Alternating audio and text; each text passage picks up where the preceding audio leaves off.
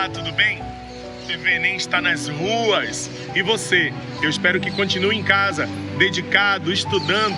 Mais um dia de aula para você. TV Enem.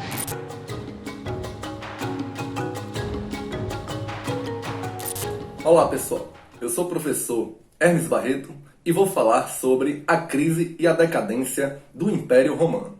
Para entender este processo, é necessário que voltemos ao ano de 27 a.C., quando o imperador Otaviano Augusto, o primeiro imperador de Roma, discípulo e herdeiro e sobrinho também do grande Júlio César, funda o Império Romano e passa a ser sucedido por grandes imperadores. Este período, chamado de a Pax Romana, a Pax Imperial, o Alto Império, é marcado pelos governos de Nero, Calígula, Marco Aurélio, Tibério, Cláudio, grandes imperadores que marcaram o início do século I. Entretanto, a partir do século III, as coisas começam a dar errado na administração romana. Roma vê nascer na região da Judéia, a longínqua província lá na região da Palestina, a Boa Nova, o cristianismo. O apóstolo Paulo passa a mandar cartas para a Europa informando a Boa Nova. O cristianismo, então, passa a adentrar nos limites do império e conquistar corações e mentes da plebe romana. Uma religião muito popular, muito bela, por sinal. Então, com os plebeus aderindo e lutando e morrendo pelo cristianismo, os imperadores também passam a vislumbrar a possibilidade também de aceitar o cristianismo dentro de Roma, talvez até como uma religião oficial, como foi o caso de Constantino, que no ano 313 deu liberdade de culto aos cristãos. A partir de então, a partir do governo do imperador Constantino, os cristãos podem orar ou rezar à vontade em todos os limites do império. Além disso, o imperador Constantino ele também decreta a lei do colonato, uma substituição da mão de obra em crise, escravista, já em falta, com grande inflação no preço do escravo, por uma mão de obra mais servil. Colonos passam a ficar presos à terra, sob a proteção dos grandes latifundiários, dos grandes senhores. Também o imperador Diocleciano ele vai dividir, marcando uma crise política em Roma, o império em 4 partes. É a tetrarquia fundada por Diocleciano. Mas foi no governo do imperador Teodósio que no ano 380, como um complemento ao Edito de Milão, que deu liberdade de culto aos cristãos, feito pelo imperador Constantino, que Teodósio decreta o Edito de Tessalônica. E neste edito, nesse documento, ele oficializa o cristianismo como a religião oficial de Roma. A partir de agora, Roma é cristã, Roma é católica. Mas o que aflige realmente os romanos são justamente os problemas para além de suas fronteiras do rio Reno e do rio Danúbio, uma região conhecida como a Germânia. Nesta região, diversos povos, chamados de povos germânicos, que tinham uma agricultura bem pioneira, uma agricultura, um seminomadismo, uma agricultura rudimentar, e viviam para os limites do rio Reno e do rio Danúbio. Eram chamados de bárbaros, pois não falavam latim, a língua oficial de Roma. Entretanto, esta barreira germânica que impossibilitava Roma de adentrar nas áreas da Germânia e adquirir novos escravos, dentre outros fatores, vai levar ao que nós chamamos de uma crise escravista. Falta de escravos e a inflação também no preço do escravo passa a ser uma característica geral em comum na força produtiva, na mão de obra romana. Roma, então, passa a viver uma crise produtiva. Sem escravos para trabalhar, a produção declina bastante. E uma crise produtiva vem acompanhada, consequentemente, de uma crise militar. Teodósio também ele vai ser responsável por dividir o Império Romano entre o Império Romano do Oriente, com capital em Constantinopla, e o Império Romano do Ocidente, com capital em Roma. Existe também, dentro desse contexto final do Império Romano, a chamada crise e decadência do Império, que a partir do século III colocou em xeque a unidade imperial romana, essa possibilidade das invasões bárbaras. As fronteiras fragilizadas devido a essa crise escravista que gera uma crise produtiva, uma crise econômica e, por consequente, uma crise militar, gerando a anarquia militar no exército romano. O exército, muito ligado ao imperador, passa também a ter problemas políticos. Dos últimos imperadores do século III, tivemos a morte de vários deles de caráter violento, uma morte violenta para a maioria dos imperadores. Poucos terminaram seus mandatos. Entretanto, a pressão de um povo asiático que vivia em cima de seus cavalos, que passam a pressionar esses povos germânicos, que sem ter para onde ir, passam a migrar. São as chamadas migrações bárbaras, migrações germânicas. Vale aquela frase, pessoal. O Império Romano não foi assassinado pelos bárbaros, morreu por suas próprias doenças, e os bárbaros germânicos apenas devoraram suas carniças. Diversos povos que viviam para os limites do Reno e do Danúbio passaram então a migrar inicialmente de forma pacífica e depois de uma forma mais voraz, com mais violência. Passam a adentrar nos limites do Império Romano, fugindo desses ferozes hunos, esses povos asiáticos que chegavam ali na região da Germânia e inclusive também adentravam em certas horas os limites do Império Romano. Os germânicos, então, passam a saquear cidades da região romana. E essas cidades são saqueadas por grandes líderes como Genserico, Alarico, mas foi justamente no ano de 476 d.C., quando as tropas germânicas dos povos chamados de Érulos, liderados pelo rei Odoacro, que saqueiam a cidade de Roma, colocando o período antigo em seus tempos finais. Com o saque de Roma e a queda do Império Romano por Odoacro, rei dos Érulos, em 476 d.C., nós chegamos ao fim de um período conhecido como Antiguidade. A Antiguidade clássica cai juntamente com o Império Romano. E as características como ruralização, como servidão, que vão surgindo nesses tempos finais do Império, passam a caracterizar uma nova fase da humanidade. É a Idade Média, é o mundo medievo, é a longa noite dos 1000 anos, um período em que a Europa esteve adormecida em seu longo sono feudal. É a Idade das Trevas que está se consolidando com a crise, a decadência e a queda do Império Romano do Ocidente. Muito obrigado pela atenção de vocês e até a próxima.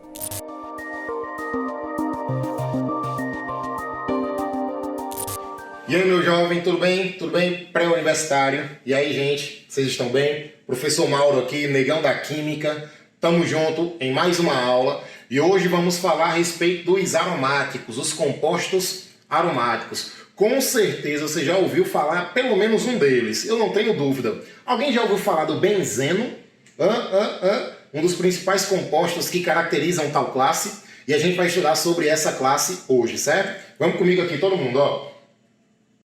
A definição: os hidrocarbonetos aromáticos são compostos orgânicos que possuem um ou mais anéis benzênicos, olha aí, ou núcleos aromáticos. Um anel benzênico é formado por 6 átomos de carbono ligados em uma cadeia fechada com ligações duplas e simples intercaladas, conforme as representações que a gente vai ver a partir de agora. Ó. Vocês podem observar aqui, gente, que eu tenho dupla simples, dupla simples, dupla simples, caracterizando assim a fórmula molecular C6H6 referente ao benzeno.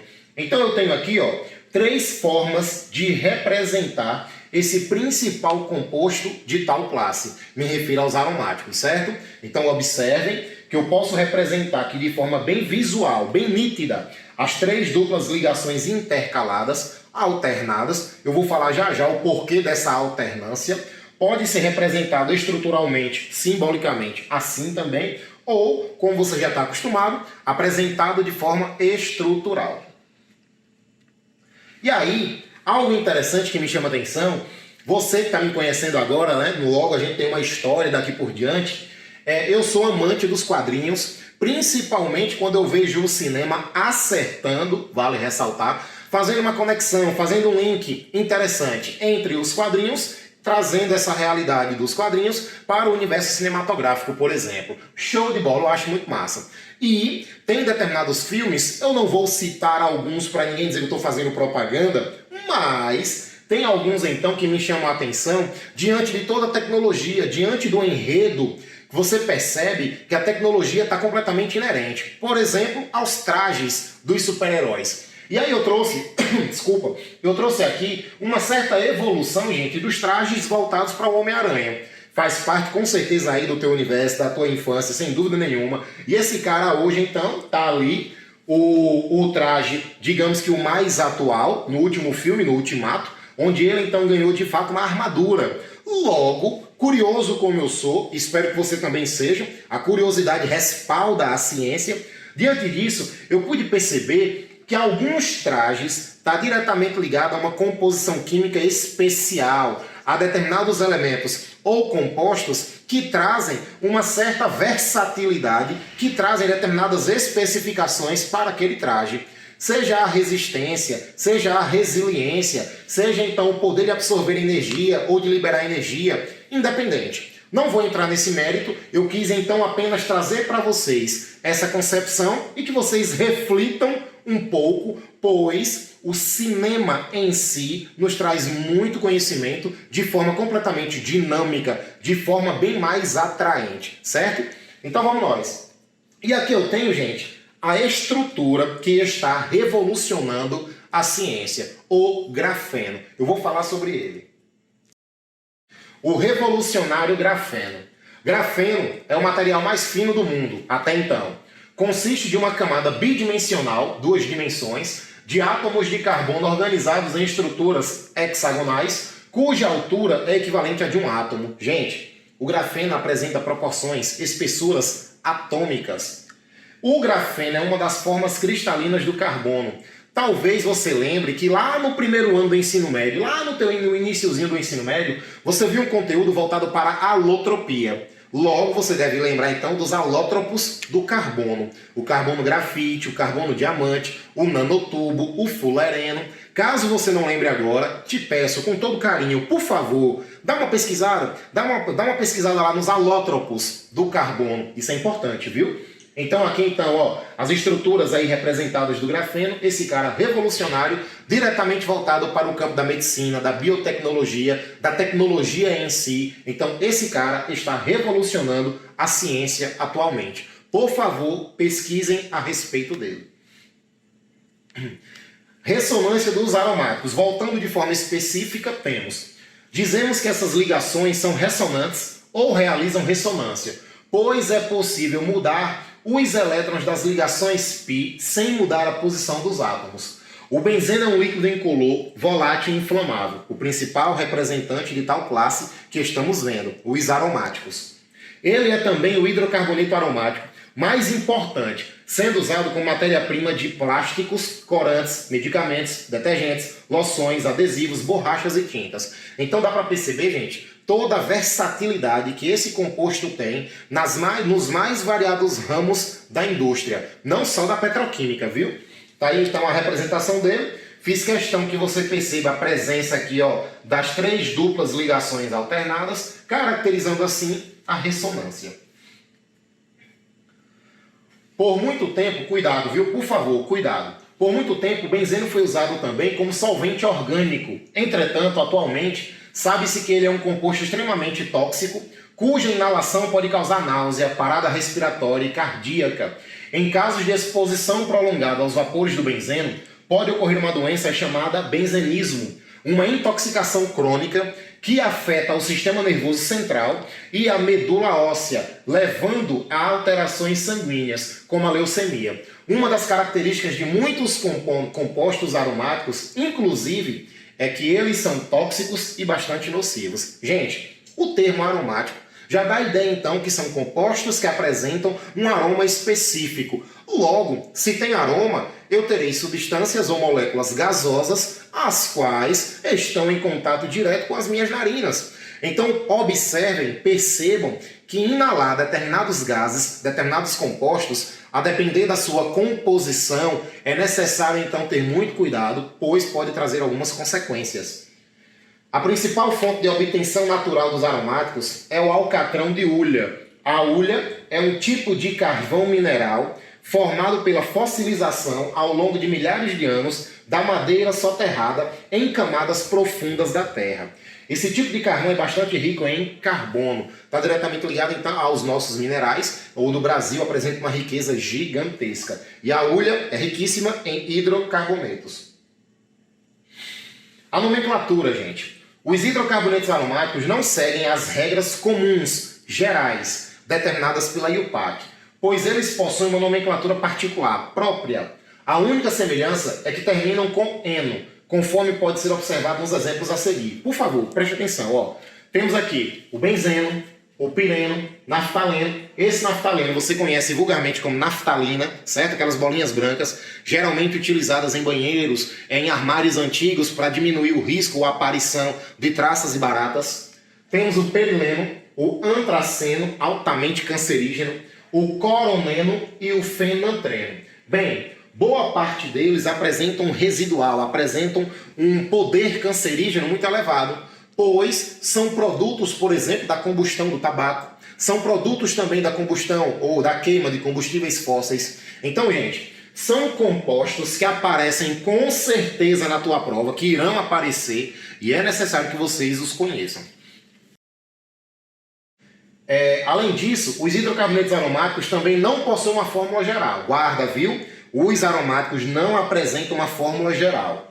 E a nomenclatura eu tenho aqui, ó, a localização, nome da ramificação, da mais simples para a mais complexa e benzeno. Para nós adiantarmos, a compreensão é bem tranquila. Vê só, carbono 1, carbono 2. Então aqui ficaria 1, 2, dimetil, ROE 2 radicais iguais, dimetil, benzeno. Carbono 1 e 3, 1, 3 dimetil, carbono 1 e 4, 1, 4 dimetil. Lembrem que a contagem, segundo regras da IUPAC, é sempre buscando a menor soma, o menor número. E aqui então a segunda maneira de indicar é utilizar então alguns prefixos, o orto, meta e o para. O prefixo orta está diretamente ligado à posição 1 e 2, que eu posso substituir apenas pelo O, abreviando. A posição 1 e 3 está diretamente ligada à posição meta, 1 e 3. E a posição para é o carbono 1 e o carbono 4, que eu posso substituir então pelo P. Boa, gente. Então, para finalizarmos, as reações em aromáticos. Temos a substituição em aromáticos, as duas principais. Uma é chamada de alquilação, pois lembra então radicais derivados de hidrocarboneto. E a outra é a acilação. Como você lembra, ácido, está diretamente ligado aos ácidos. Temos então aqui, ó, aqui eu tenho uma nitração, onde o ácido nítrico, a hidroxila dele vai juntar-se com o hidrogênio, saindo do benzeno, formando a água, e aqui eu tenho um grupo nitro, ligado então ao benzeno, formando, claro, o nitrobenzeno. E aqui eu tenho a acilação, onde é possível perceber que o ácido, ele vai então perder uma parte desse ácido, ou melhor, o cloro vai sair do composto, ligando-se ao hidrogênio, formando o ácido clorídrico, e assim eu terei uma reação caracterizada e chamada de acilação. Certo? Muito bem, gente. Mais uma aula então dada. Valeu, agradeço demais a atenção de todo mundo. Por favor, continuem mantendo as medidas preventivas quanto à segurança de vocês, e logo logo tudo isso vai passar, certo? Tamo junto, até a próxima aula. Valeu, gente!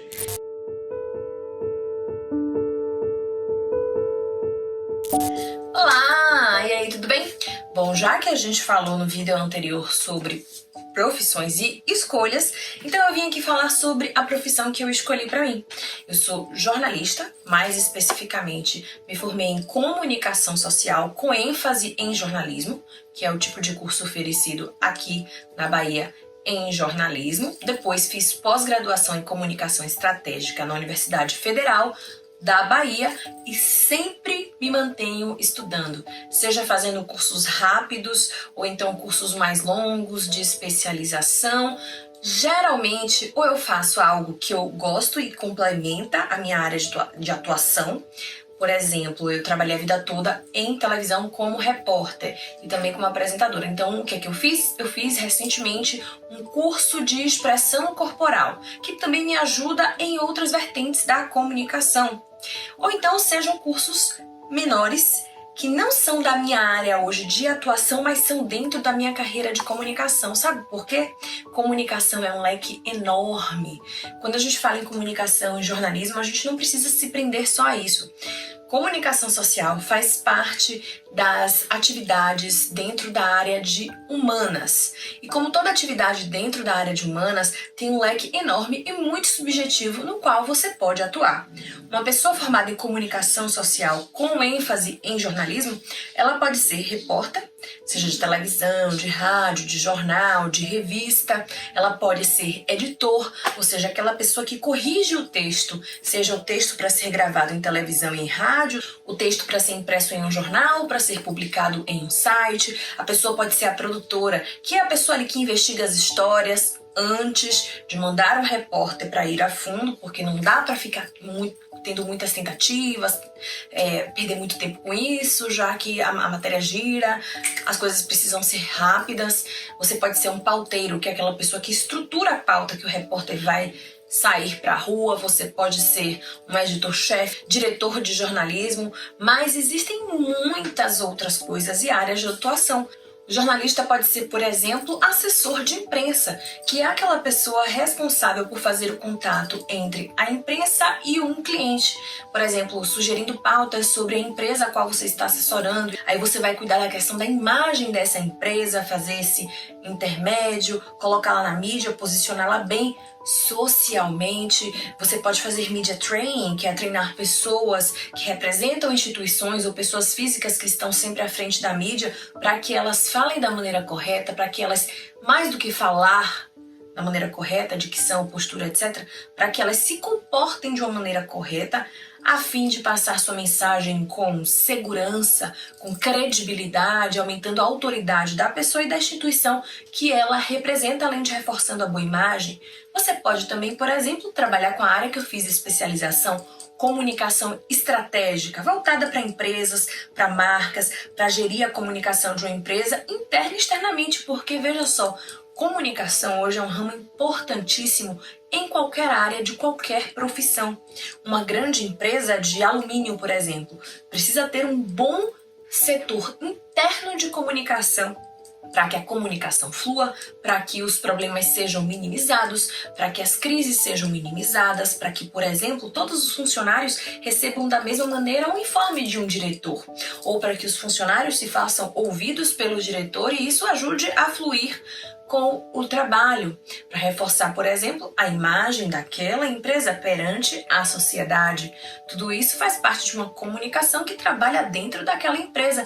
E acredite, a maior parte dos melhores empregos na área de comunicação estão nas empresas, na área justamente administrativa da comunicação. Não estão em televisão, não estão em rádio, não estão em revista. As pessoas que conseguem ter uma carreira bem-sucedida financeiramente em televisão são muito poucas comparado às pessoas que conseguem ter, por exemplo, um bom salário relativamente ao mercado em grandes empresas, fazendo a parte da gestão da comunicação de grandes empresas. Há um leque enorme de atividades. Você pode ser também mestre de cerimônias, ou seja, apresentar grandes cerimônias. Geralmente freelancers fazem isso. Você pode ser fotógrafo, sim, você estuda fotografia em jornalismo. Você pode também migrar para outras áreas da comunicação social, porque você estuda comunicação social, pode ser com ênfase em jornalismo, pode ser comunicação social e marketing. E aí você vai trabalhar com a área do marketing, que é uma área que cuida mais da elaboração criativa da comunicação, seja interna ou externamente. Marketing significa comércio, significa mercado, que significa o quê? Venda. É algo que você busca alcançar. Um stakeholder, que a gente chama, que é um cliente, não necessariamente para efetuar uma venda financeira, mas, de certa forma, para vender a sua imagem, vender o seu serviço, vender o seu produto, vender a sua ideia àquela pessoa. Isso não necessariamente é monetização, isso pode ser simplesmente o convencimento, e essa é uma das pequenas áreas que o marketing trabalha. Hoje em dia se expandiu demais o marketing digital ao marketing de conteúdo, que é voltado só para o tipo de conteúdo que você produz, que você agrega. Fazer o marketing não pela publicidade, pelo comercial simplesmente, mas o marketing trazendo conteúdo, trocando com as pessoas. Eu te dou o conteúdo e você me dá o que eu quero, seja informação, seja dinheiro, seja audiência.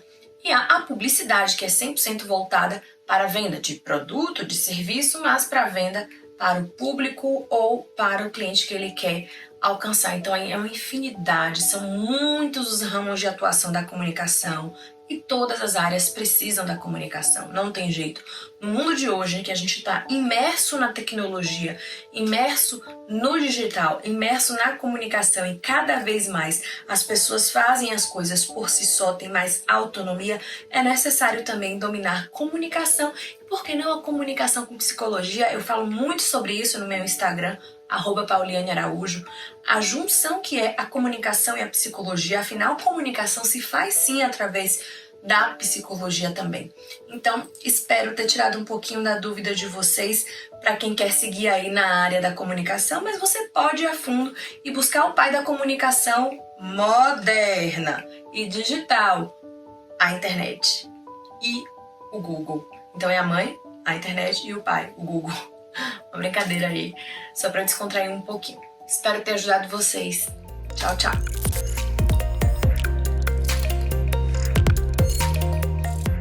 Olá, galera, tudo bem? Estamos de volta. Lembra que a gente está estudando o mundo atual, século XX, para entender o século XXI, os dias atuais da nossa história.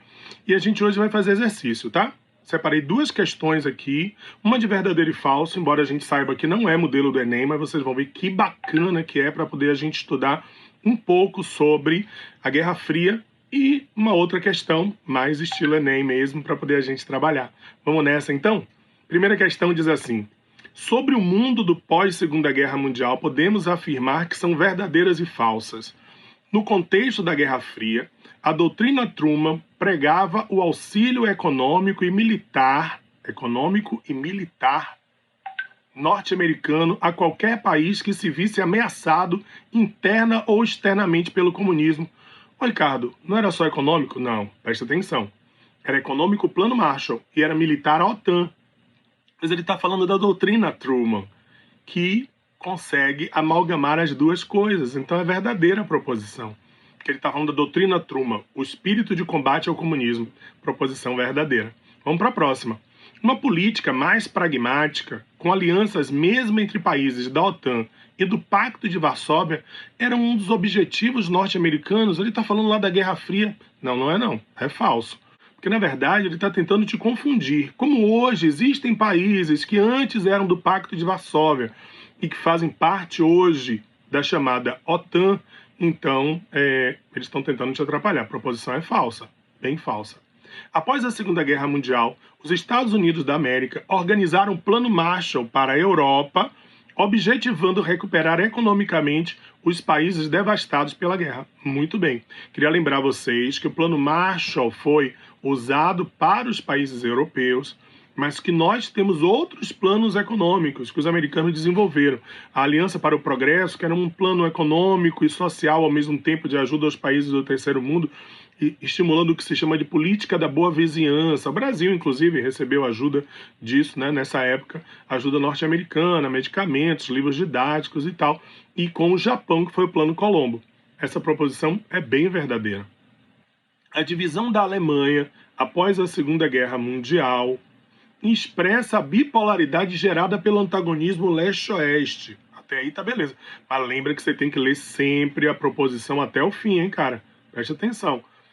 Por outro lado, o uso da tecnologia termonuclear foi colocado distante da possibilidade militar, o que tranquilizou o mundo, afastando a chance de um conflito direto entre Estados Unidos e União Soviética. Que louco, muito falso. O clima da Guerra Fria era um clima de tensão permanente, de que a qualquer momento o mundo poderia entrar em uma hecatombe. Eu vou falar a verdade, tá? Aqui do alto dos meus 53 anos, nem parece, eu sei, lembra, no máximo, são 52 e 11 meses, né? Não tem um cara de 53 ainda, mas no meio dos meus 53 anos, eu, cara, vivi a Guerra Fria, sou filho da Guerra Fria. Eu me lembro que os programas, os jornais, a gente era até meio proibido de assistir, porque era sempre um clima, o mundo vai acabar. A qualquer momento, o holocausto nuclear vai destruir o planeta. E o episódio mais tenso de todos, que foi o episódio dos mísseis soviéticos em Cuba. Esse foi o clima de caos. Todo mundo tinha certeza que o mundo ia acabar ali. Foram dias que o mundo ficou sob a expectativa de uma hecatombe nuclear. Então a proposição é muito falsa. Mas eu queria lembrar que tem uma coisa muito verdadeira nessa proposição, que fala sobre a divisão da Alemanha. Olha aí, ó.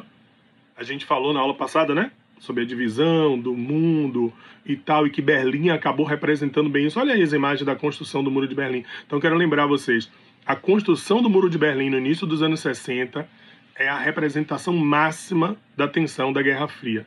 Enquanto que, por outro lado, a derrubada do Muro de Berlim representa o fim da Guerra Fria. Isso já é um outro papo lá para adiante, que é já, né, entre os anos 80 e os anos 90, aquela transição que representou o fim da bipolarização do mundo e o início da chamada multipolarização. Mas vamos voltar para a proposição? A proposição é falsa, porque diz que não existia tensão nuclear. Existia sim, tá? Então vamos nessa. Com a Segunda Guerra Mundial, fortaleceu-se o bloco das repúblicas populares da Europa do Leste, chamado Leste Europeu, socialista, o que gerou a Guerra Fria entre os Estados Unidos. Aí está com letra minúscula, porque ele está falando de um fenômeno, né, não do fato histórico. Levou uma Guerra Fria entre os Estados Unidos e a União Soviética. Massa, perfeito. A Guerra Fria foi trazida, olha aí já com letra maiúscula, para o interior do sistema americano com a instalação de mísseis russos em Cuba, criando uma tensão internacional de grande gravidade. Absolutamente verdadeira essa proposição. Completamente verdadeira. Vamos lá. No mundo do pós-guerra, o choque de interesses continua e o mundo permanece dividido, apesar das tentativas feitas para a manutenção da paz. Está falando do pós-guerra? Nesse período, a emancipação da África do Sul realiza-se com um caráter marcadamente revolucionário. Muito falso. Isso é um outro tema de colonização, África, mas eu queria lembrar a vocês que é falso. O processo de independência da África do Sul se deu de forma pacífica. O problema é que veio depois, né? Que foi o apartheid que se estabeleceu, proposição falsa. Vamos lá. O Mercado Comum Europeu, o MCE, tem por objetivo específico promover a integração econômica dos países da Europa Ocidental. Muito bem, eu vou contar essa história para vocês. Isso é um tema que a gente também vai estudar, que são os blocos econômicos, já bem lá no final do curso, né? Globalização, blocos econômicos. Mas eu queria lembrar vocês uma coisa. Essa proposição é verdadeira porque os países europeus não queriam ficar submetidos, dependentes dos Estados Unidos. Então o que eles fizeram? Eles estabeleceram uma política além da ajuda do Plano Marshall, uma política que lhes garantisse uma certa independência. Foi assim, moçada, que foram criadas as chamadas organizações supranacionais. Então é a junção do Plano Marshall com essas organizações, o Mercado Comum Europeu, Europa dos Seis, Benelux, que vai redundar na União Europeia, bem depois que ajudaram os países europeus a se recuperarem. Beleza? Ah, vocês conhecem essa música, com certeza. Geração Coca-Cola. Lembrar vocês que essa é uma música do Legião Urbana, que diz, entre outras coisas, que nós somos submetidos ao domínio cultural dos Estados Unidos.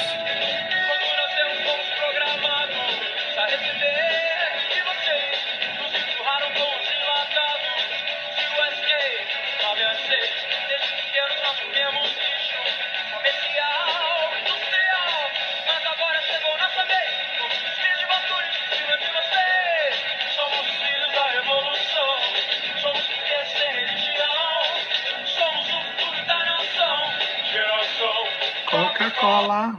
E aí a questão foi feita em cima disso daí. Olha que bacana, da letra dessa música. Os versos da canção se referem à influência dos Estados Unidos na sociedade brasileira. Essa referência, aliada aos conhecimentos sobre a evolução histórica norte-americana, a partir da sua emancipação política lá no século XVIII e de sua influência na América Latina ao longo dos 2 últimos séculos até os dias atuais, permite afirmar: o processo de independência das 13 colônias foi pacífico? Não, foi guerra, cara. Já vou botar logo aqui o falsozão aqui. A guerra de independência dos Estados Unidos, por contar com o apoio da metrópole, interessado em adquirir novos mercados para os produtos industrializados, entre a burguesia em ascensão e a população de ex-escravos, libertados pelo novo governo. Totalmente errado. Lembrar que a abolição da escravatura nos Estados Unidos só vai acontecer muito depois, o que é uma incoerência, né? Que se cria um país democrático, mas que mantém a escravidão. O Plano Marshall, aplicado pelos Estados Unidos e os países da América Latina, não vou nem ler o resto, tá? É falso, foi a Europa, cara. Para a América Latina foi a Aliança para o Progresso. Vamos nessa.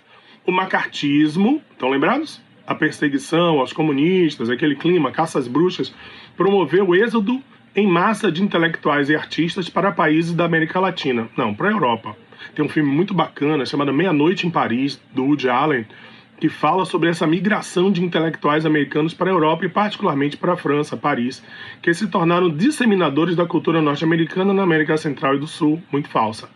A 4 diz assim, ó: o governo de John Kennedy instituiu o programa Aliança para o Progresso, que através de investimentos e doações pretendeu evitar a expansão de movimentos revolucionários defensores da ideologia socialista, como aconteceu em Cuba. Muito verdadeira. E lembrar que muita gente alega que esse foi um dos motivos do assassinato do John Kennedy. Uma das cenas mais dramáticas da história recente do mundo. Ele foi morto em Dallas, né? Assassinado. E até hoje há uma teorias da conspiração, de que ele teria sido morto por setores ligados ao próprio governo americano. Eu não vou botar o vídeo, é uma cena meio chocante. Para quem se sentir preparado, dá uma pesquisada, dá uma olhadinha depois, que é a cena da hora que ele recebe, ele é alvejado no peito, depois na cabeça, uma cena bem dolorosa, né? Como a gente tem que evitar certas coisas que provoquem gatilhos, que despertem sensações desagradáveis, mas a morte do Kennedy foi um momento muito chocante da história no início dos anos 60.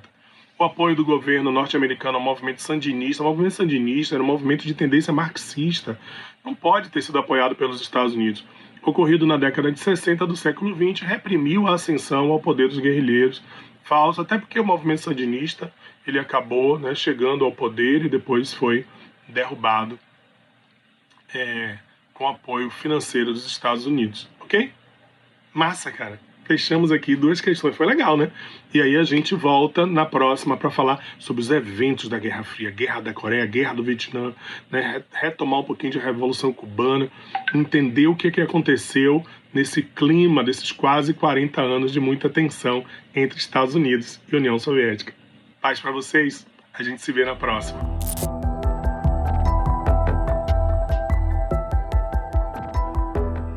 Olá, tudo bem?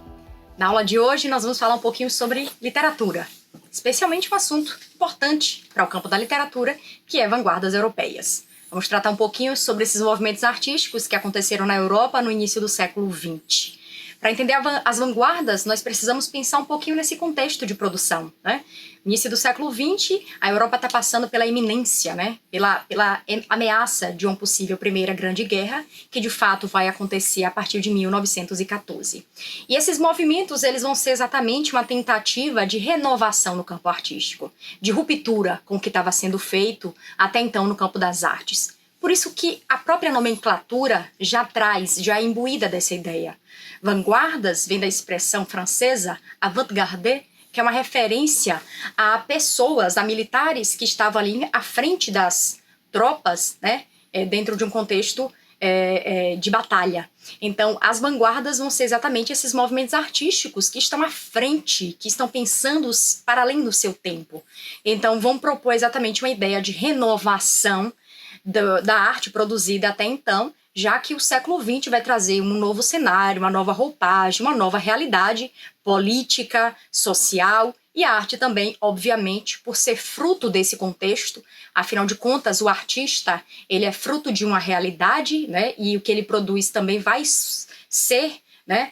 Vai ter reflexos dessa realidade. Então, as vanguardas, elas vão exatamente ser, ser movimentos, né, artísticos que vão trazer esse cenário aí do início do século XX. Na aula de hoje, nós vamos entender um pouco mais o que foram, né, as 5 vanguardas mais importantes. O futurismo, o dadaísmo, o cubismo, o surrealismo e o expressionismo. Esses foram movimentos, né, muito importantes para o campo da arte no início do século XX, que, por sua vez, vão se espalhar, né, mesmo sendo as vanguardas europeias, vão se espalhar para muitas partes do mundo e vão chegar, inclusive, aqui ao Brasil, influenciando nossa arte, né, influenciando para que acontecesse a primeira Semana de Arte Moderna e, consequentemente, o modernismo brasileiro. Dessas vanguardas, né, vamos comentar um pouquinho, entender um pouquinho o que foram elas. Vamos começar não exatamente por uma ordem cronológica, vamos começar pelo futurismo, né? O Manifesto Futurista foi lançado no jornal francês em 1909 pelo intelectual italiano Filippo Tommaso Marinetti. O que ele propunha? O que o Marinetti propunha nesse manifesto e, obviamente, para o movimento futurista? Uma renovação, uma desconstrução, uma ruptura com o campo das artes, né, anteriormente produzidas. Então, é uma visão de que o passado deveria ser desconstruído. É uma ruptura com tudo aquilo que remetesse à arte clássica, à arte acadêmica. Inclusive, no manifesto, ele vai falar sobre a necessidade de romper com estruturas como museus, bibliotecas, vai propor a guerra como uma possível higiene do mundo, é uma única higiene do mundo, na verdade. Então, por causa dessas questões políticas mais polêmicas, inclusive, o movimento depois vai perder um pouco de força, inclusive, principalmente, depois da relação do Filippo Marinetti com o campo político do fascismo, né, a figura de Mussolini. Então, o que o futurismo pregava era exatamente uma arte de ruptura com o passado e que olhasse para o futuro, né, que olhasse especialmente para esse mundo de movimento, né, do automobilismo, da velocidade, que era o que se via nesse início do século XX. É um movimento de grande euforia em relação a esse cenário, né, de transformação, de modernidade. Então nós vamos notar nas obras produzidas no futurismo essa noção de velocidade, né, de aclamação em relação ao mundo urbano. Um exemplo, para a gente visualizar um pouco dessas características, é a obra do pintor italiano Giacomo Balla, O Voo das Andorinhas, em que a gente nota essa noção de velocidade muito bem empregada dentro dessa tela. Após o futurismo, pensando aqui numa relação de proposta de desconstrução com o que estava sendo, né, feito até então, nós temos outra vanguarda que é o dadaísmo. O dadaísmo vai ser uma vanguarda de muita descrença, digamos assim, em relação ao que estava acontecendo na Europa, né, já em plena Primeira Guerra Mundial, e vai ser um movimento de grande crítica a esse cenário. Inclusive, o próprio nome do movimento, né, Dada. O que significaria Dada? Segundo o seu mentor da nomenclatura, o Tristan Tzara, um dos seus líderes, não significaria nada. Era falta de lógica, era falta de sentido. Porque era exatamente isso que o movimento pregava. Uma crítica à falta de lógica, à falta de sentido de um mundo que passava por uma primeira grande guerra mundial.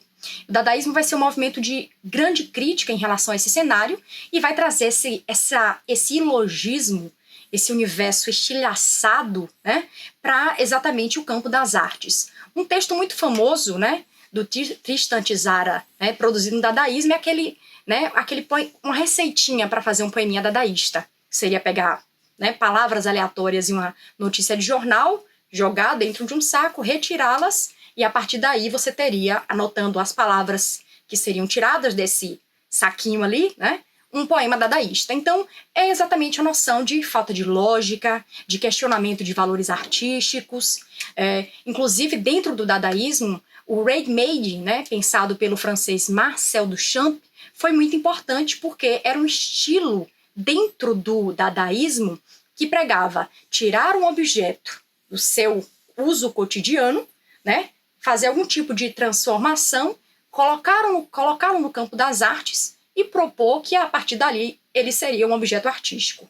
Nada mais é do que uma ação artística, uma intervenção artística de provocação inclusive ao próprio conceito de arte, né? Uma das obras muito importantes, né, desse modo de fazer arte, dos ready-mades, vai ser exatamente Fonte, que é quando Marcel Duchamp, né, em 1917, pega um mictório, inverte e a partir dali ele expõe essa obra em Nova York e diz que é uma obra de arte. Então a gente percebe aí o questionamento, né, o ilogismo desse mundo, né, que enfrenta uma guerra, que o dadaísmo está exatamente criticando, está fazendo com que as pessoas pensem. Um outro movimento, né, vanguardista muito importante vai ser o cubismo. O cubismo que surge a partir, né, de uma exposição. Claro que existem seus precursores, aqueles artistas que influenciaram no surgimento do movimento, mas vai ser a partir da figura do Pablo Picasso e sua exposição feita em Paris em 1907 que a gente vai entender melhor o que foi o movimento cubista. O cubismo, pelo próprio nome, a gente compreende a relação com o campo da geometria, né? Vai ser um movimento artístico que vai se utilizar agora, né, de uma linguagem não mais clássica, né? As vanguardas vão exatamente romper com essa noção de pintura clássica, de pintura tradicional, de pintura acadêmica, ou seja, daquela pintura feita dentro das academias de belas artes que pregava, acima de tudo, uma noção de realidade. É aquela pintura que se aproxima, digamos, da fotografia, né? Então, o movimento cubista vai exatamente se utilizar das formas geométricas para, através disso, dar para o espectador uma noção de, mesmo num único plano, uma noção de várias perspectivas de uma mesma imagem, né? Então, a gente percebe aí o quanto que esse movimento artístico vai renovar com a ideia de arte que se tinha até então. Dois outros movimentos, né, vanguardistas muito importantes vão ser o expressionismo. Inclusive, o expressionismo vai trazer uma certa crítica, né, um movimento que surge na Alemanha, vai trazer uma certa crítica em relação ao impressionismo, que já tinha sido um movimento ocorrido na Europa no final do século XIX, que vai quebrar com a noção de pintura tradicional, mas o expressionismo traz uma certa crítica em relação ao impressionismo, porque o impressionismo é um movimento da pintura que vai privilegiar, por exemplo, em primeiro plano, a noção de passagem de tempo, enquanto que o expressionismo vai privilegiar as emoções do artista, é o interior do artista, né? É colocar para fora as angústias, as dores, as tensões desse artista dentro da pintura que importa para o impressionismo. Uma boa referência para a gente pensar o expressionismo, na verdade, né? Uma boa referência para a gente pensar o expressionismo é a pintora brasileira Anita Malfatti, que estudou há algum tempo na Europa, né? Estudou na Alemanha, morou na cidade de Berlim, depois estudou nos Estados Unidos, fez sua exposição no Brasil e traz, inclusive, muitas influências do expressionismo, que vai quebrar com essa noção de belo, de feio. O que importa é expressar esse interior, esse íntimo desse artista. Por fim, né, o surrealismo, que vai ser uma vanguarda que vai sofrer forte influência dos estudos psicanalísticas, né, da psicanálise de Freud, e que a gente vai encontrar exatamente dentro do surrealismo essa noção de que nós não somos, o homem não é apenas o consciente, o subconsciente, o inconsciente, esse nosso lado, né, irracional, deveria ser posto também dentro do campo das artes. É por isso que a gente vai encontrar nas obras do Salvador Dalí, por exemplo, um dos grandes, né, nomes do surrealismo, essas pinturas que vão trabalhar exatamente o universo do subconsciente. O homem precisa ser pensado como um todo. E esse todo engloba, inclusive, né, o nosso subconsciente até então, né, pouco tempo atrás, na época do surrealismo, revelado pelo estudioso Sigmund Freud através dos estudos na psicanálise. Então, espero que vocês tenham entendido um pouco mais das vanguardas, o que elas significaram para o campo das artes no início do século XX e que vocês tenham entendido também um pouquinho do que foi, né, cada um desses movimentos aí. Até breve!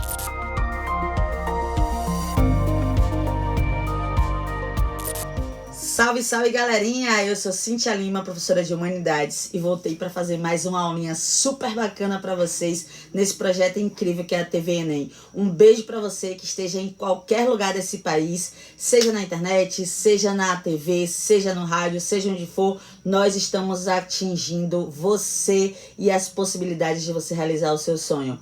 Parabéns toda a equipe por esse projeto incrível. E hoje nós vamos falar de dois temas super interessantes e que podem inclusive ajudar vocês aí com um repertório sociocultural para a redação, assim também como podem cair questões de atualidades. O primeiro dos nossos temas é a uberização. Galera, você acredita que muita gente até hoje acha que uberizar ou Uber é simplesmente motorista de carro ou motorista ex-taxista que agora trabalha com aplicativo ou taxista que trabalha com aplicativo, enfim. O fato é que Uber não significa motorista de aplicativo. Uberizar significa um modelo econômico disruptivo. E isso é muito interessante. Tem uma questão mega atual que aconteceu no dia 1º de junho, agora de 2020, que foi o break dos apps. Isso é extremamente importante para a gente começar a refletir algumas questões, como, por exemplo, a reforma trabalhista que aconteceu em 2017 e como os possíveis reflexos do desemprego no Brasil e também como, o uso dos aplicativos aí como meio de economia disruptiva durante a pandemia que a gente está passando nesse momento. Enfim, são várias possibilidades de tema de redação. A gente sabe que pode cair tudo, pode cair nada ao mesmo tempo. O fato é que a gente precisa aprender. E uberizar nada mais é do que uma forma de economia compartilhada. É um modelo de transformar a forma de consumir, assim também como a forma de entregas. Entregas eu me refiro não somente à pessoa que está distribuindo esse produto para você, mas à pessoa que leva esse produto até você. Tudo é feito através da tecnologia e a gente já teve aquela aula outrora, sobre a revolução 4G, e lá naquela revolução os meios tecnológicos foram fundamentais para que a uberização passasse a ser fundamental nesse período de pandemia e que nos alimentasse, que nos trouxesse gás, que nos trouxesse frutas, que nos trouxesse supermercado, que estivesse nos mantendo nesse isolamento social. Uberização é um meio ou um modelo de economia que a gente pode fazer já uma interdisciplinaridade com o inglês que chama peer-to-peer. Pessoa para pessoa, pessoa por pessoa, diretamente, eu contigo, tá? É uma forma de transformar a empresa em um modelo de negócio. Então eu deixo de ter aquela estrutura de empresa lá da Revolução Industrial e passo a ter um modelo, um segmento, Eu passo a ter um mercado. E esse mercado me possibilita, através da tecnologia, criar esse formato de uberizar, que é tratar diretamente com aquele que deseja ter o meu produto. Então, uberizar virou o significado de alterar a forma como os intermediários entre o gerenciamento e seus negócios estão acontecendo. Os aplicativos são o fundamento, desse processo de uberização. Então eu posso te dar exemplo aí de vários, mas eu não gostaria de citar aqui, mas a gente pede comida, a gente pede transporte, a gente aluga casa, a gente aluga carro, tudo isso através do modelo disruptivo, que é o contrário do modelo linear, através do processo de uberização. O segundo conceito que eu quero trazer para vocês hoje é o conceito de protagonismo. Há muito tempo a gente vem falando que uma das possíveis temas de redação é o protagonismo do jovem, seja lá onde for, na política, no trabalho, enfim, é o protagonismo do jovem no século XXI. Seja qual for o formato ou o recorte da redação, você precisa entender primeiro o que é o tal protagonismo, Então vamos lá.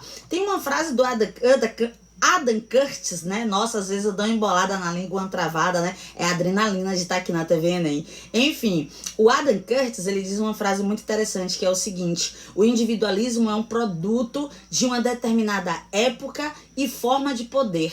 A noção de que você apenas expressa o seu verdadeiro desejo e os seus sonhos nada mais é do que a chance de colocar o indivíduo a dormir. É uma noção política, é uma dinâmica central da nossa vida moderna. E o Adam Curtis, ele diz, para que a gente possa burlar, essas tentativas de nos alienar em todos os aspectos, no consumo de massa, na política que hoje em dia trabalha com os disparos de massa, seja lá como for, uma das melhores maneiras é o protagonismo, ou seja, o indivíduo deixa de ser um mero coadjuvante da sua própria história e passa a ser um protagonismo da sua própria história. Tá na hora da gente parar de contar sobre grandes protagonistas e passarmos a ser protagonistas desse tempo, desse período, dessa época que estamos vivendo. E a gente pode fazer isso já. Um dos grandíssimos exemplos não somente do ano de 2020, mas dos últimos anos tem sido os movimentos raciais que a gente já falou aqui também em outra aula, principalmente o Black Lives Matter.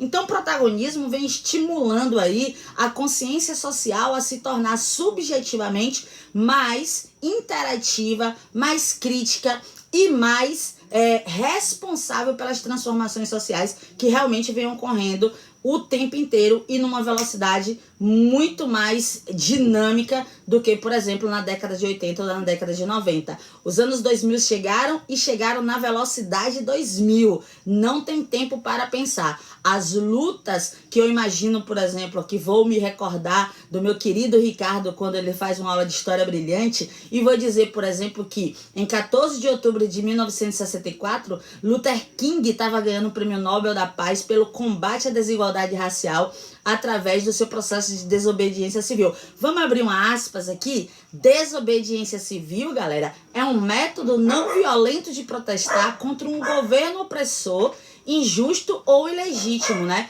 Desobedecendo às autoridades e suas regras como forma de pressão. Então a gente pode dizer, por exemplo, que o Luther King foi, assim como Gandhi, sinônimo de desobediência civil e sinônimo de protagonismo, tanto que a gente estuda eles nos livros de história como os grandes homens que mudaram a nossa história. O Gandhi dizia que a desobediência civil é um direito intrínseco do cidadão, né, de não estar reprimido e sim de usar a sua desobediência para tentar não encarcerar a sua consciência e ter liberdade de pensamento e de ação, de protesto, de manifesto, enfim, ter liberdade para fazer a sua própria condição de ser social. Estamos vivendo o século do eu, fato. Estamos vivendo o século da individualidade, fato. Mas cada vez mais percebemos que essa perspectiva da psicanálise de que estamos no século XXI, de que é o século da individualidade, o século do eu, que foi tema já da UESB, da UNEB, já foi tema da UNB em Brasília, de alguns vestibulares, isso tem frustrado os conceitos e, né, as projeções intelectuais do século XIX e do século XX tem frustrado, porque a gente tem percebido que cada vez mais a gente tem se aglomerado, mesmo que não seja fisicamente, mas as conexões virtuais, a aldeia global, todo esse processo de vida tem nos aproximado cada vez mais para que a gente tenha conexões. E se não for conexões de fato físicas e presentes, mas são conexões intelectuais, né? A nossa mente ela está sem fronteiras, as nossas ideias estão aí atingindo o mundo todo. Daquela ágora grega que era só uma praça pública de discussão política, hoje nós temos a ágora virtual para fazer todo o nosso cyberativismo, cyberpolitivismo e qualquer tipo de expressão e fala e local de fala e representatividade que a gente quiser. Lembrando, como eu já fiz uma aula anterior sobre a legislação da internet, tudo dentro da lei. Então a gente tem que entender, né, que Florestan Fernandes ele disse lá em sua época, né, que a televisão tornou-se um estado dentro do estado. Eu diria para vocês hoje que a internet, as redes sociais viram um estado dentro do estado. E o exemplo disso é a influência das redes sociais na Brexit lá na Inglaterra, nas eleições dos Estados Unidos, nas eleições da França e nas eleições do Brasil, fazendo com que esse protagonismo saísse das ruas, deixasse de ser aquele protagonismo da década de 80, dos caras pintados, da direta já, né, deixasse de ser aquele protagonismo de 80 e 90 e passasse a ser uma nova forma e uma nova lógica de estímulo dessa individualidade em prol de uma coletividade que agora está através da hashtag. Aí, né, a gente pode dizer o seguinte, a hashtag é o maior processo ideologizador do século XXI. Ninguém que faz uma hashtag faz para ser um pensamento isolado. Toda hashtag é um pensamento coletivo. Já caiu no Enem blog, vlog, selfie. Quem sabe esse ano eu não acerto com a hashtag, né? Enfim, esses conceitos que eu trouxe para vocês hoje de uberização e de protagonismo são dois conceitos que podem auxiliar vocês tanto com questões como com redação. Fiquem atentos nas questões de atualidades. Os protagonismos dos movimentos, dos novos movimentos feministas, o protagonismo da mulher nas eleições, todo mundo lembra, né? Da hashtag ele não, o protagonismo da mulher na política que tem crescido tanto. Vou dar um exemplo da Malala ganhando o Prêmio Nobel. O protagonismo dos movimentos das minorias, seja um movimento racial, seja o movimento LGBTQI+, enfim, todos esses movimentos, eles têm saído das ruas e tomado as proporções da interconectividade. Isso significa que o protagonismo está cada vez mais forte. O local de fala está aí, pronto, ativo e presente para que você grite e grite ao mundo o que você deseja mudar. Só existe uma forma de mudar o mundo, e essa forma de mudar o mundo é começando a mudar. Mude e o mundo muda junto. Mais um dia de aula com nossos professores incríveis, trazendo para você a preparação para você chegar na prova do Enem com tranquilidade. TV Enem está nas ruas.